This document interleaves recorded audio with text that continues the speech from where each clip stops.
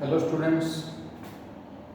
अभी तक आपने जो थर्ड चैप्टर किया है पिछले वीडियोस के अंदर, अब उससे नेक्स्ट चैप्टर है हमारा फोर्थ चैप्टर डेटर्मिनेंट्स। तो इस वीडियो के अंदर हम चैप्टर नंबर 4 डिस्कस करेंगे, डेटर्मिनेंट डिस्कस करेंगे। तो डेटर्मिनेंट होता क्या है ये आपको पता होना चाहिए। डेटर्मिनेंट क्या होता है?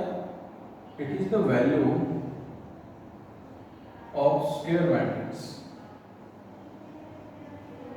यानी मैट्रिक्स को एक वैल्यू नहीं है, लेकिन किसी का तो मन किया कि मैं इसकी कोई वैल्यू होनी चाहिए, इसको कुछ ना कुछ सोल्व करें। तो उन्होंने क्या किया कि जो स्क्वायर मैट्रिक्स होती है उनको सोल्व करने का तरीका निकाला और उनको एक नंबर के रूप में लेके आए, वो वैल्यू बन गई। जैसे अब इसके रिप्रेजेंटेशन यानी नोटेशन। अब मैट्रिक्स को तो रिप्रेजेंट करते हैं ऐसे AIJ और ये ऐसे, और डेटर्मिनेंट को या तो ऐसे या फिर ऐसे मोड लगा देते हैं, तो इसको ऐसे रिप्रेजेंट किया जाता है। ये ध्यान रखना कि मैट्रिक्स कोई वैल्यू नहीं होती, जबकि डेटर्मिनेंट एक वैल्यू होती है। तो अब डेटर्मिनेंट सोल्व कैसे किया जाता है? अब एक मैट्रिक्स है हमारे पास 1 ऑर्डर की, 1 क्रॉस 1 की, तो डेटर्मिनेंट इसका क्या हो जाएगा 5। ये तो वैल्यू है, ये मैट्रिक्स है। अब इसे क्या बोलेंगे? Determinant of order 1। अब ऐसे आपके पास मैट्रिक्स है 2 ऑर्डर की, या आपके पास 2 क्रॉस 2 ऑर्डर की मैट्रिक्स है। अब डेटर्मिनेंट कैसे होगा, इसका डेटर्मिनेंट कैसे होगा ये ध्यान रखना, ये इंपॉर्टेंट है।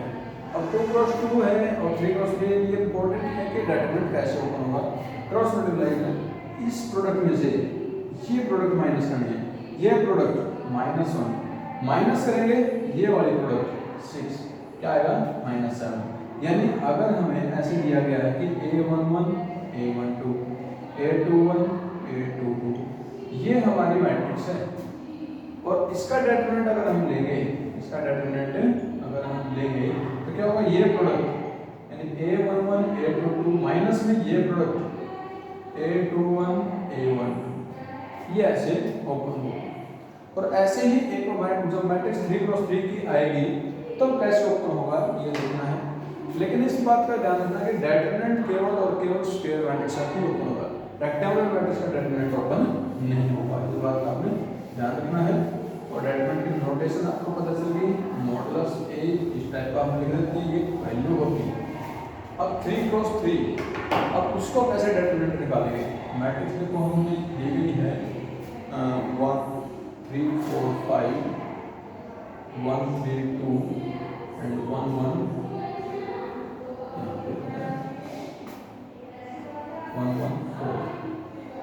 ये एक मैट्रिक्स दी गई 3 क्रॉस 3 की है, उसे हम कैसे सोल्व करेंगे, डेटर्मिनेंट कैसे निकालेंगे, ये चीज देखिए बहुत इंपॉर्टेंट है। 3 क्रॉस 3 तो हम इसे एक्सपेंड करेंगे, 3 क्रॉस 3 को एक्सपेंड बाय R1। ये हमारी रो फर्स्ट है, ये सेकंड है, ये थर्ड है, कॉलम हमारा फर्स्ट सेकंड थर्ड, ये आपको पता ही पहले से। हम इसे एक्सपेंड कर सकते हैं किसी भी रो से या किसी भी कॉलम से। अब कैसे होगा? देखो R1 से एक्सपेंड करेंगे तो R1 ये हो गया, इसे एक्सपेंड करेंगे, पहला एलिमेंट इसका 3। अब 3 के आगे जो है साइन वो प्लस का होगा, क्यों होगा? ये एलिमेंट है A11। अगर इनका सम इवन आता है तो साइन ऐसे का ऐसा, अगर इनका सम ओड आता है तो साइन चेंज हो जाएगा। अब देखो सम जो 1 1 है, इनका सम होगा 2, तो साइन ऐसे का ऐसा। अब जिस लाइन में 3 है, जो हमारा A11 एलिमेंट है, जिस भी लाइन में और कॉलम में है उनको कैंसिल, ये कैंसिल हो जाएगा, ये कैंसिल हो जाएगा, ये कैंसिल और ये वाला भी कैंसिल होगा, ये वाला भी कैंसिल होगा। क्या बचेगा? 3 2 1 4। क्या बचेगा? 3 2 1 4। हम जैसे ही बचेगा ऐसे कैसे हम लिख देंगे, ये डेटर्मिनेंट फॉर्म हो जाएगी। ये जो मॉडल लगा दिया ना, ये क्या है? Determinant form. और ये ऐसे ब्रैकेट टाइप में लगा देंगे तो ये क्या हो जाएगी? मैट्रिक्स। अगर कहीं पर ये ऐसा दिखे तो इसका मतलब ये क्या है? डेटर्मिनेंट है, मैट्रिक्स नहीं है। और ऐसे ब्रैकेट हो गई तो ये मैट्रिक्स है। अब देखो 3 हो गया, अब 4, ये है A12, इनका सम हो गया ओड, तो 4 अब यहाँ पे क्या लिखेंगे? -4। ठीक है, ये जो इंडिविजुअल साइन हम अपने माइंड में लेके चले, ये प्लस है, माइनस है, plus minus plus minus plus minus plus, ये ऐसे आएगा। अब एक्चुअली कैसे होता है कि अगर इनका सम इवन है तो प्लस साइन ऐसे कैसा, अगर ओड है तो साइन चेंज। अब 4 था तो -4 लिख दिया। अब जहां पर ये 4 है वो कैंसिल, ये वाली लाइन कैंसिल होगी, ये वाली लाइन कैंसिल होगी, क्या बचेगा 1 1 और 2 1 और 4।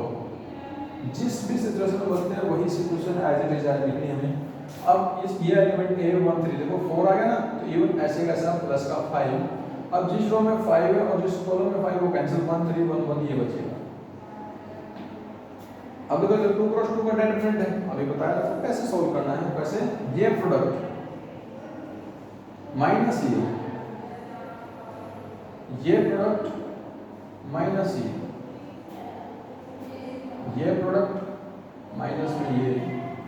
अब सॉल्व करेंगे 3 to 10 30, ये 2 2 into 4 8 और ये -2 माइनस के 10 तो कितना आ जाएगा 12 आंसर आ जाएगा हमारा राइट है। तो इस तरीके से हम 3 क्रॉस 3 4 क्रॉस 4 भी खोल सकते हैं और 2 क्रॉस 2 हम इसे किसी भी रो या कॉलम से एक्सपेंड कर सकते हैं। करना ऐसे ही होगा, अगर कॉलम से करते तो 3 फिर यहाँ पर 1 वाला ये एलिमेंट देखते 8 2 1 है तो ओड नंबर हो गया, ओड हो गया इनका सम तो साइन चेंज हो जाएगा, ऐसे ही चलेगा। सिर्फ ये करना है। अब जैसे ये थे 3 था ये कैंसिल कर दिया जो बचे, 4 की बारी आई तो ये कैंसिल जो बचे वो लिख दिया। ऐसे अगर इसमें करेंगे तो ये कैंसिल जो ये बचेंगे वो ऐसे कैसे लिख देंगे राइट है। तो इस तरीके से हम 3 क्रॉस 3 और 2 क्रॉस 2 एक्सपेंड करते हैं।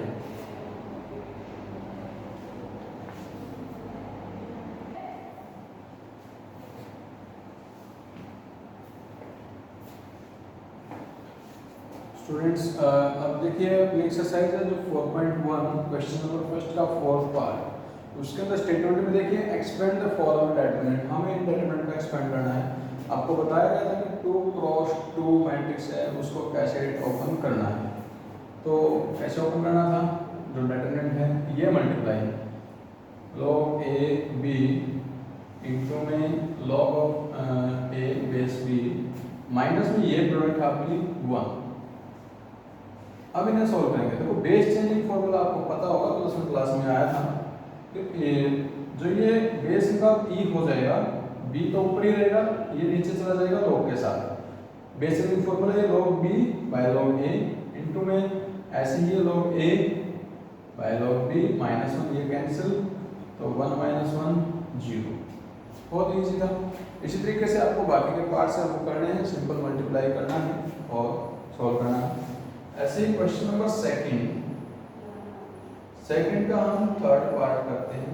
वो देखिए डेटरमिनेंट है 2x x plus 3 2 into x plus 1 x plus 1 1 5 3 3। इसमें क्या फाइंड द वैल्यू x की वैल्यू हमें निकालनी है। तो पहले डेटरमिनेंट ओपन करेंगे। अब ये product 2x into x plus 1 minus में ये product 2 into x plus 1 x plus 3। अब इक्वल टू का साइन है, ये ओपन हो चुका। अब वो ओपन करना है, वो बहुत ईजी है। ये प्रोडक्ट 3 माइनस 15 अब ओपन कर देते हैं 2x plus 2x minus 2 into में पहले ये ओपन कर दो, ये आ जाएगा। अब इसे और एक्सपेंड कर दो, 2 के अंदर मल्टीप्लाई प्लस 12 2x से cancel minus 6 plus 6 minus 6 x equal to minus x की वैल्यू 6/6 आ जाएगा 1। देखो बहुत ही ईजी है। डेटरमिनेंट आपको कम करने आनी चाहिए, बाकी तो काम हमारा पिछली क्लासेज का है, सिंपल बहुत ही ईजी रहेगा। थर्ड सम देखिए, तो थर्ड दिया है उसके अंदर आपको दोनों तरफ ऐसे ही डेटरमिनेंट दी गई है जैसे अभी हमने सम किया है। तो थर्ड सम के अंदर क्या है 3yx1। तो थर्ड सम है एक तरफ है 3yx1 और दूसरी तरफ क्या डेटरमिनेंट दी गई है 3 2 4 1। अच्छा अब इसके अंदर एक बात का ध्यान रखना, जैसे मैट्रिसेस अगर इक्वल थी, जैसे मैट्रिक्स इक्वल होती थी तो कॉरस्पॉन्डिंग एलिमेंट सेम होते थे। यहाँ पर ऐसा कुछ नहीं है कि समझो कॉरस्पॉन्डिंग एलिमेंट सेम है तो y की वैल्यू 2 x की वैल्यू 1, ऐसा नहीं होगा। इस बात का ध्यान रखना। लेकिन पॉसिबिलिटी की वैल्यूज ये भी आ जाए, लेकिन जनरली ऐसा नहीं होता। अब उसने क्या कहा है कि एक्स और वाई की वैल्यूज निकालनी है और नेचुरल वैल्यू है, एक्स और वाई दोनों के दोनों क्या है, नेचुरल नंबर है।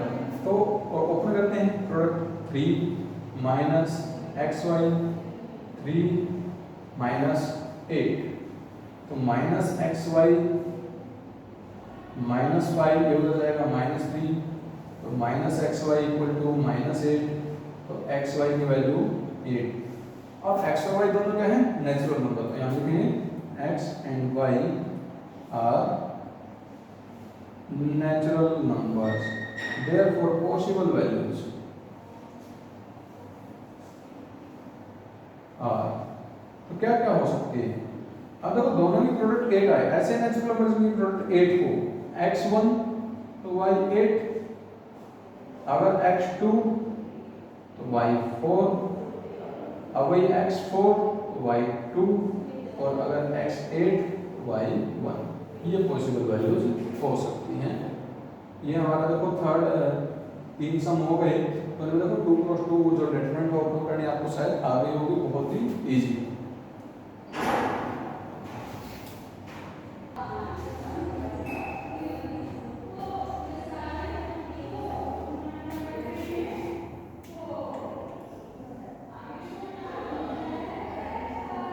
स्टूडेंट्स नेक्स्ट हम देखिए फोर्थ सम हमारा, find the value of x if matrix is singular.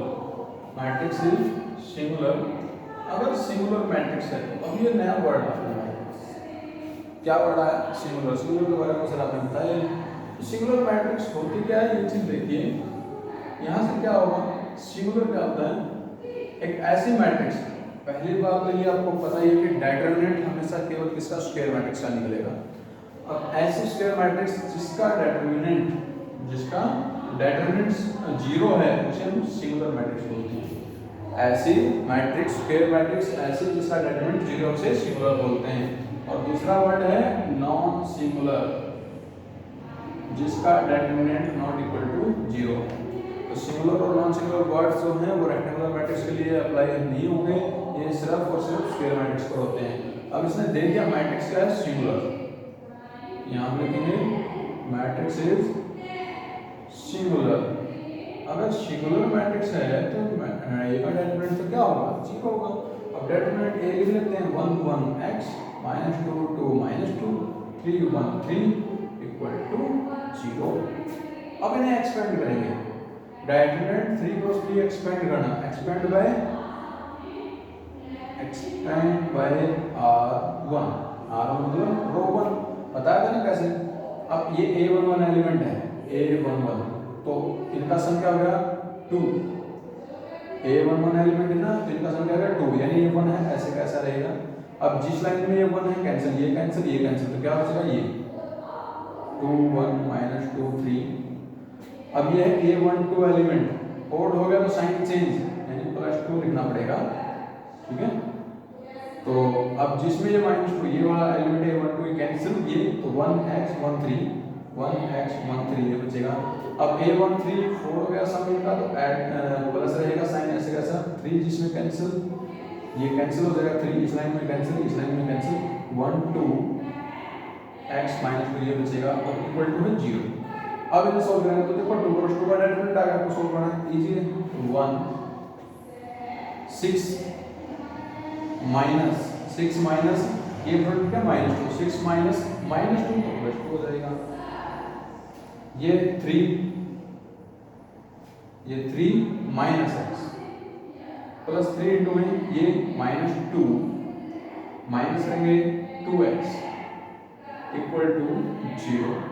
तो 6 2 8 अंदर मल्टीप्लाई कर दो, अंदर मल्टीप्लाई करेंगे -6 माइनस का 6x इक्वल टू 0, ये कैंसिल, -8x 8 उधर जाएगा, माइनस का x की वैल्यू 1 आ जाएगी, राइट है। इस तरीके से हम ये निकालेंगे। तो ये जो नया वर्ड है ये आपको समझ में आया, सिंगुलर और नॉन सिंगुलर।